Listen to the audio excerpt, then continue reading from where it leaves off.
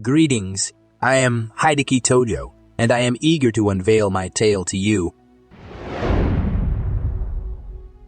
I was born on December 30, 1884 in Tokyo, the capital of Japan. My father, Hideki Tojo, was a respected lieutenant general in the Imperial Japanese Army, hailing from a noble samurai lineage. He served in various conflicts, including the Satsuma Rebellion of 1877, the Sino-Japanese War, and the Russo-Japanese War. My mother, Chitose Tojo, was the daughter of a Buddhist priest, and our family enjoyed social respectability due to the combination of her religious background and my father's military career. I was the youngest of the three sons. I was born during a transformative period in Japanese history. For centuries, Japan had been ruled by the Tokugawa shogunate, a military government led by a de facto dictator known as the shogun. This era, known as the Edo or Tokugawa period, began in the 17th century. The shoguns held power since the 12th century, effectively replacing the emperors as the rulers of Japan. During this time, feudal lords called daimyos engaged in bloody wars to vie for the title of shogun. The Sengoku Jeido period, which ended in 1603, witnessed fierce battles until the establishment of the Tokugawa shogunate and the beginning of the Edo period.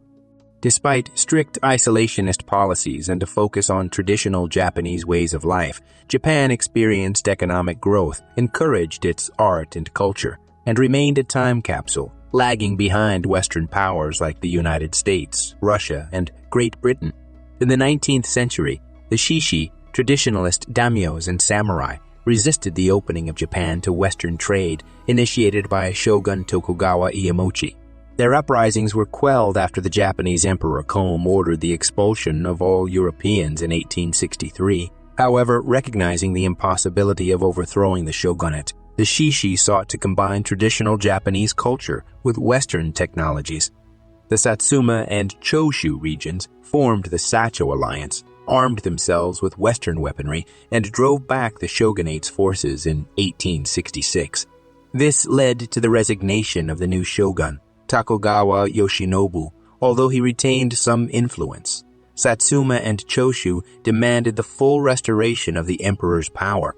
The Boshin War between Tokugawa and the Sacho alliance ensued from 1868 to 1869, resulting in the defeat of the Tokugawa shogunate and the restoration of Emperor Meiji to power. The seat of government was moved to Edo, which was renamed Tokyo. The lands and holdings of the daimyos were seized, centralizing power and marking the beginning of the Empire of Japan. The Meiji Restoration of 1868 was a crucial event in Japanese history. Although Emperor Meiji was restored as the ruler, real power lay in the hands of samurai who sought to transform Japan into a modern nation by engaging in trade with Western powers. Japan underwent a rapid metamorphosis, transitioning from an insular feudal state to a modern world power within decades. The military, formerly comprised of professional samurai under regional daimyos, was replaced by a conscripted peasant army under the centralized government's control. This modernization and centralization caused resentment among traditionalist samurai who believed Japan was losing its essence. Uprisings like the Satsuma Rebellion of 1877, led by Saigo Takamori, broke out. Although Saigo Takamori valiantly fought against the modern imperial army, he was ultimately defeated and killed in the Battle of Shiroyama. The Satsuma Rebellion marked the end of Japan's feudal era. However, Saigo Takamori's heroism elevated him to near legendary status, and he was posthumously pardoned by Emperor Meiji in 1889. As the 19th century drew to a close, many questioned the abandonment of traditional Japanese values in favor of Western culture. The influence of the samurai and the concept of Bushido, the way of the warrior, resurfaced within the Japanese national consciousness. Powerful factions within the country aimed to turn it into a militaristic state focused on excellence in warfare. Japan's new centralized government and military began territorial expansion in the late 19th century. The country occupied the Ryukyu Islands, including Okinawa, in 1879 and gained control over Korea and Taiwan in the 1890s after the First Sino Russo-Japanese War. This expansion increased Japan's sphere of influence in East Asia, leading to direct competition with the Western powers that had aided its modernization. The Meiji Constitution was established in 1889, designating the emperor as the supreme leader with a cabinet of ministers headed by a prime minister. However, the emperor increasingly took a back seat in the governance of the country. As the Prime Minister of Japan, I had the opportunity to witness firsthand the workings of our government and the flaws within our constitution. While the Prime Minister and the cabinet held considerable power, their appointments were subject to manipulation by certain political groups. Seizing control of the Privy Council that appointed the Prime Minister and cabinet allowed these groups to effectively control the emperor and prevent other political factions from entering the government. Our Constitution also established two houses of government, the House of Peers and the House of Representatives. The former consisted of the country's nobility, holding lifelong positions, while the latter was comprised of representatives elected by the wealthiest one of the population. The introduction of universal male suffrage in 1925 expanded the electorate but still maintained a system that favored the privileged few. Despite this constitutional framework, real power lay with the emperor's cabinet ministers, who were appointed by the emperor and were not accountable to the houses. The houses had little influence over the direction of the country, as legislation from the House of Representatives required approval from the House of Peers, the cabinet, the prime minister, and the emperor. It was within this system that powerful militarists found an opportunity to take control of the Japanese government. The increasing revenue and adherence to military tradition paved the way for their rise. Conflict and violence emerged at the top of the Japanese state as factions within the military fought for control of the emperor's Privy Council. It was during this time that I, a career soldier and descendant of samurai, was promoted to a leadership position within the Japanese nation. My upbringing played a significant role in shaping my character and ambitions. Under the Meiji education system, which prioritized military training, I learned from an early age that war was considered the noblest of arts. We were taught to admire and encourage martial prowess, as there was no place for weakness or cowardice in our education system. I was known for my hard work and self-discipline rather than exceptional intelligence. I often stated that my achievements were owed to my capacity for hard work and perseverance. After completing my early education, I entered Army Cadet School at the age of 15. For the next 7 years, I underwent rigorous training that instilled discipline, self-control, and unwavering obedience. At the time of my graduation, Japan was emerging as a victorious nation from the Russo-Japanese War. However, there was widespread sentiment that Japan had been betrayed and forced into an unsatisfactory peace by the American president, Theodore Roosevelt. This sentiment fueled a deep-rooted mistrust and hatred of Americans within Japan and within myself. Further resentment toward America arose in 1924, when the United States passed the Asian Exclusion Act, which prevented Asians from settling in the country. I believed that Asians would never be seen as equals in America, and I saw the need for Japan to be strong to secure our place in the world. In 1909, I married Katsuko Ito, and we had 3 sons and 4 daughters. We raised our children with the same fastidiousness and discipline that I had experienced during my own childhood. Even when they fell ill, my wife and I kept detailed diaries, meticulously recording their temperature, dietary intake, and bowel movements. Following a short period of service in Siberia during the Russian Civil War, I was sent to Germany in 1919 for further training. Despite the reduction of Germany's armed forces due to the Versailles Treaty, I was impressed by the discipline and quality of the German officer corps. I believed that Japan should seek to emulate their standards. During this time, Japan became a member of the League of Nations, which aimed to maintain peace and mediate disputes. However, our request for equal treatment of all races was rejected by the other major powers, causing further resentment. In 1922, the Washington Naval Treaty was agreed upon, which limited the construction of battleships by Japan, among other nations. This treaty stirred controversy within the Japanese government and military, as we had originally planned to build a Navy 70s the size of the American Navy. We saw the United States as our main rival in the Pacific and believed that a large fleet was necessary to secure victory in any potential conflict. This strategy remained unchanged for the next 2 decades, as we recognized the importance of delivering a swift and decisive blow to the United States Pacific Fleet before their Atlantic Fleet could reinforce them. These events and circumstances shaped my beliefs and ambitions, leading me down a path that would ultimately have a significant impact on the course of Japanese history. In the lead-up to the Second World War, Japan had a plan to achieve a swift naval victory over the United States. However, the Washington Naval Conference of 1922 imposed limitations on battleships, battlecruisers, and aircraft carriers for all participating countries. In the early 1920s, Japan experienced a period where the military gained more influence, leading to economic downturn, exacerbated by the devastating Kanto earthquake in 1923. This natural disaster resulted in martial law being declared and hostilities against Korean immigrants. To combat these issues, the Japanese government enacted security measures, including the establishment of internal security forces, such as the infamous Kempeitai. In 1926, Emperor Yoshihito passed away, and Emperor Hirohito, his young and timid son, ascended the throne. Hirohito, influenced by the powerful militarists within the Japanese government, including factions in the army and navy, became increasingly controlled by them. In 1928, I was promoted to the rank of colonel and assumed command of the 1st Infantry Regiment of the Imperial Army, earning respect for my organizational skills and commitment to discipline. During this time, I collaborated with other high-ranking officers on a book called Essays in a Time of National Emergency, advocating for a national defensive state and asserting the superiority of Japanese soldiers. Japan's government had faced instability since the beginning of the 20th century, with numerous prime ministers leading the country.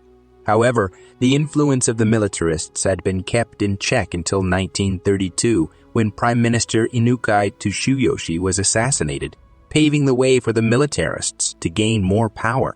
The militaristic lobby of which I was a part capitalized on nationalistic sentiment and drew upon Japan's ancient warrior culture to foster a sense of national identity and militaristic fervor.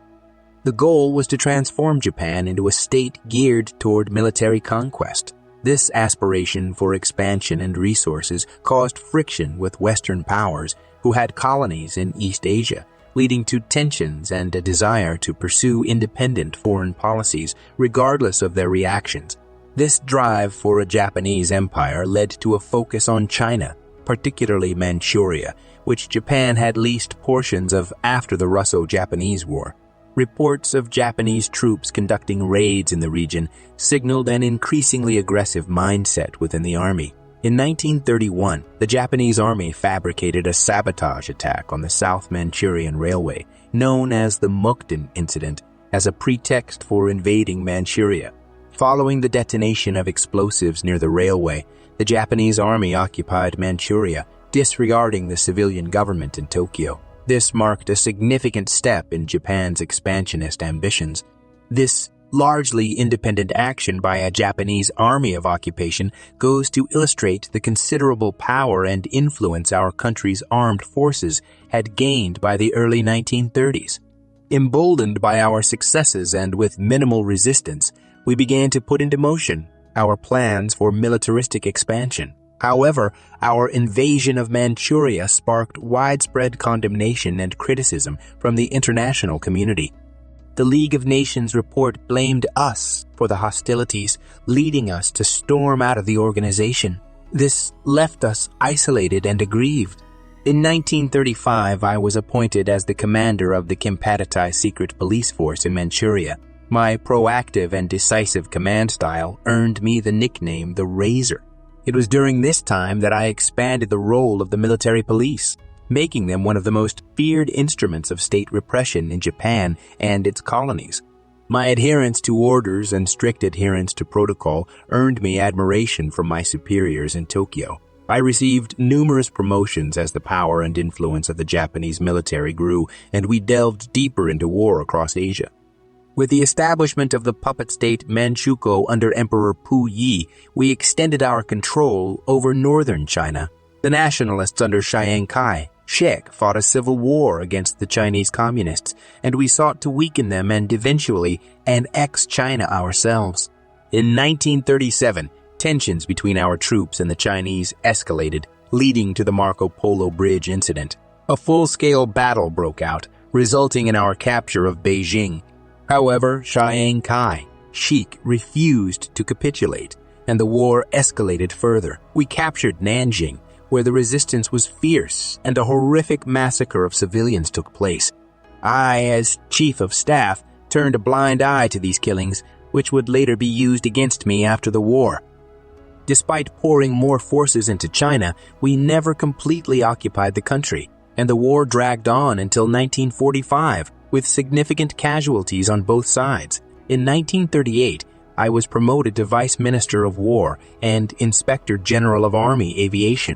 In 1940, I became Minister of War and effectively controlled the Japanese Army and Navy.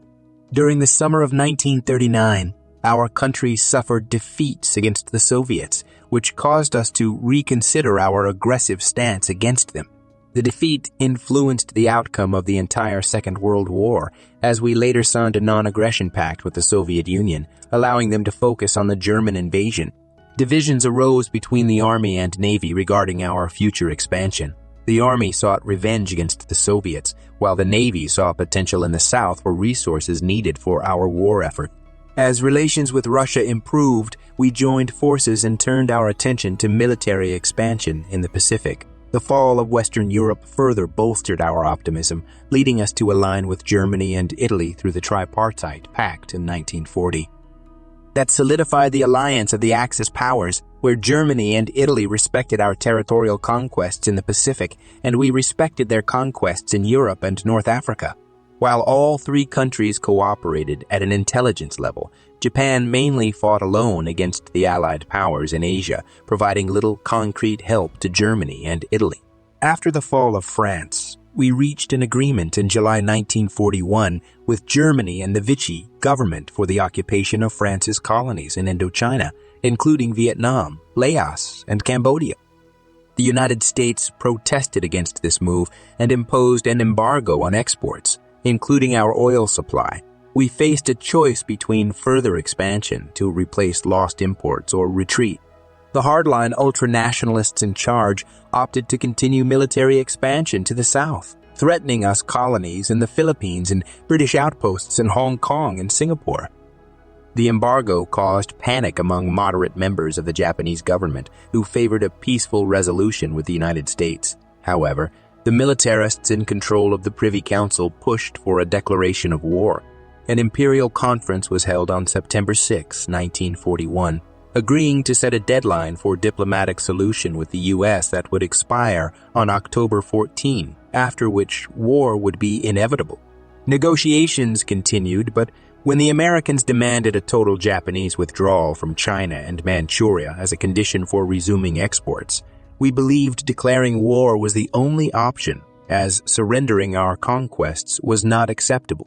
When the deadline passed, Prime Minister Konoe resigned, and on October 16, at the advice of the keeper of the Privy Seal, Kichikaido, I was summoned by the Emperor to form a cabinet as Japan's new Prime Minister. The Emperor desired a soldier, not a civilian, to lead Japan into war. It is claimed that I was the only candidate who could gain the support of the Army and Navy factions, as I agreed that war with the United States was inevitable. After conducting a review of war preparations, I informed the Emperor that conflict with America was unavoidable. On November 2, 1941, Hirohito approved the commencement of hostilities. The next day, I presented plans for a preemptive strike on the U.S. naval base at Pearl Harbor involving a massive air raid. At that time, our prospects for success against America were favorable. In 1941, our Navy was the third largest in the world, with a significant number of battleships, aircraft carriers, cruisers, destroyers, and submarines concentrated in the Pacific theater. In contrast, our rivals, Britain and America, had their naval forces dispersed across the globe. This meant that we enjoyed naval supremacy in the Pacific and had the opportunity to strike quickly and with strength. Preparations for the attack on Hawaii were then finalized with the Emperor's approval. It involved a massive naval task force attacking Pearl Harbor and simultaneous invasions of British and American colonies in the Western Pacific. Our ultimate goal was to seize the South Asian oil fields to replace the lost American imports. On November 26, 1941, a large naval fleet set sail from Japan under Admiral Chichi Nagumu's command. We headed east across the northern Pacific before turning south towards the Hawaiian Islands. Finally, on the morning of December 7, 1941, we launched the attack, resulting in the sinking or severe damage of over a dozen U.S. ships.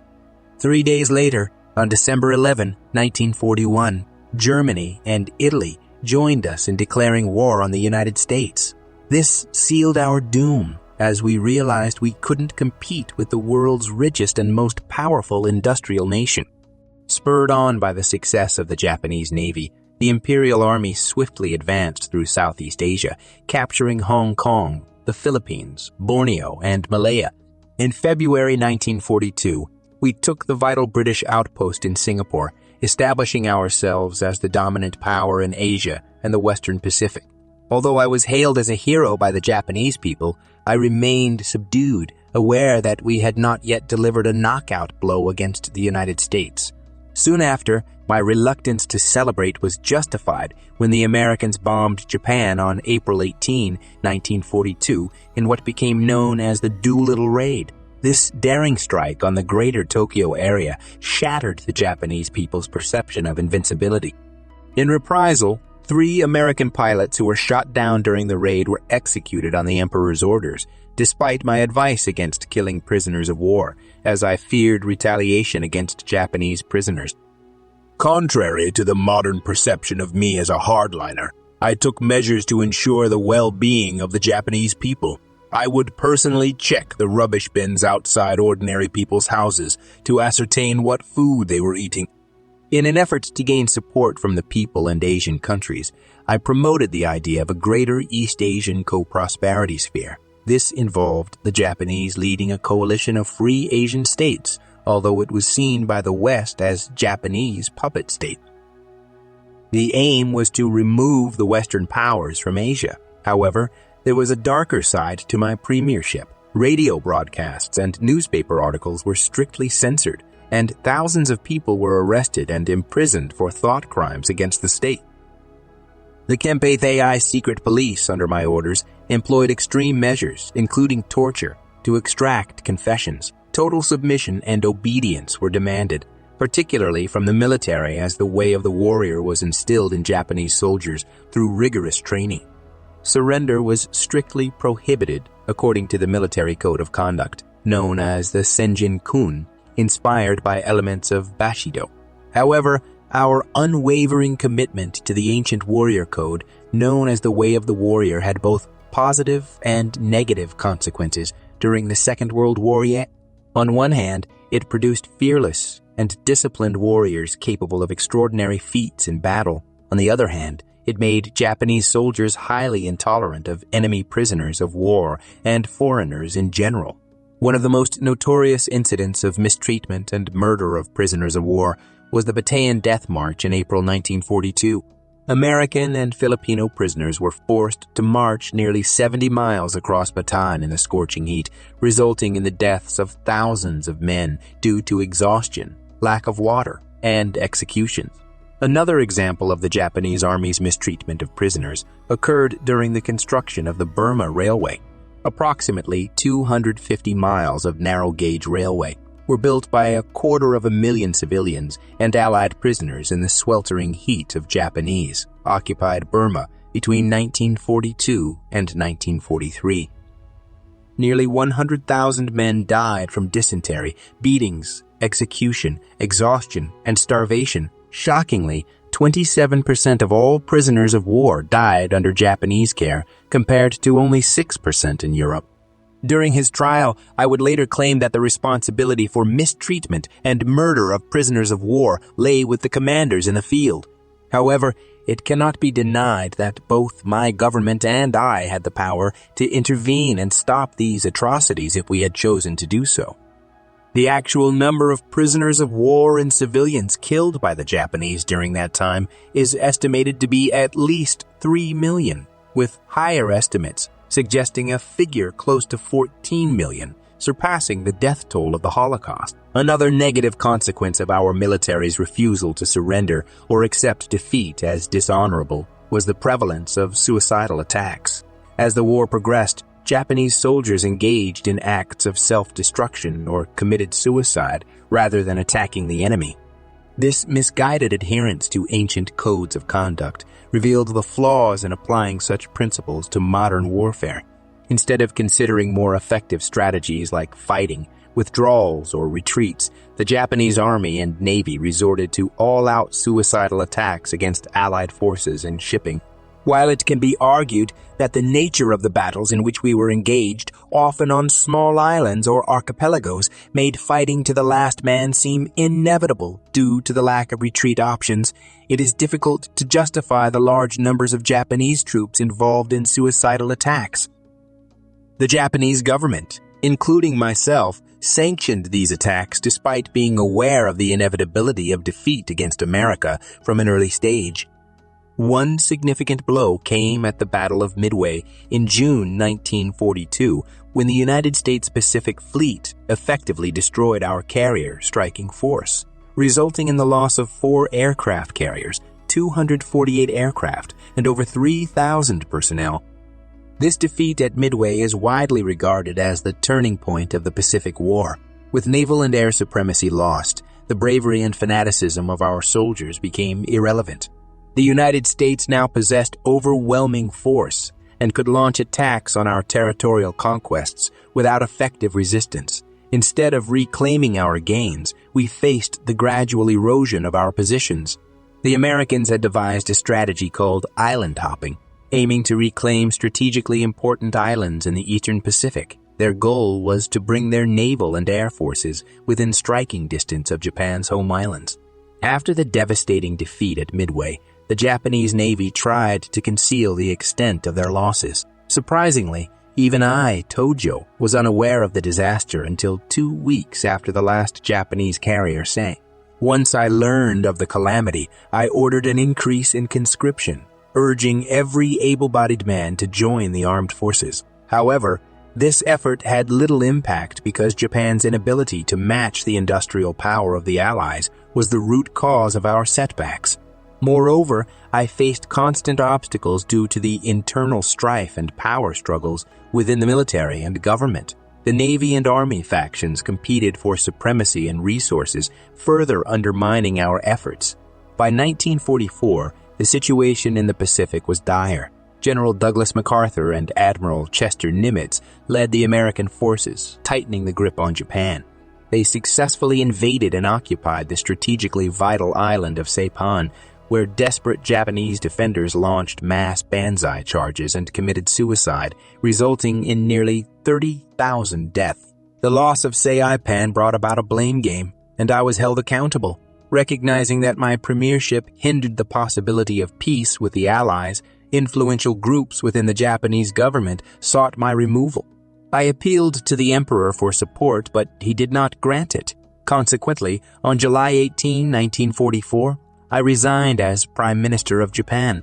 Although my policies led to my ousting, I was not publicly condemned for the fall of Saipan.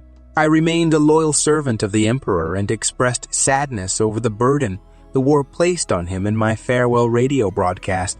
Despite the devastating air raids across Japan and the growing sense of defeat, I continued to advocate for a no-surrender policy. Little did I know that within a year of my departure, a catastrophic blow would bring Japan to its ultimate submission. By the summer of 1945, the Americans had occupied several Japanese home islands, including Hiroshima and Okinawa. On August 6, 1945, they unleashed their secret weapon, the atomic bomb, on Hiroshima. 3 days later, Nagasaki suffered the same fate. These events led to Japan's unconditional surrender to the Allies on August 15, 1945. In the Western world, I was largely held responsible for starting the war. and now hundreds of thousands of Japanese soldiers faced the grim choice of surrender or death. As the Americans commenced their presence in Japan towards the end of August 1945, I made arrangements for my final will and political testament on September 11, 1945, when American military police surrounded my residence. I briefly acknowledged their presence before closing the window abruptly. Shortly thereafter, a loud sound reverberated. I had made an attempt on my own life, but the bullet failed to strike my heart. As I lay wounded, a note was discovered in which I acknowledged responsibility for the war. Much to my disappointment, the attending doctor successfully treated my injuries, and over the ensuing weeks, I began to experience a complete recovery.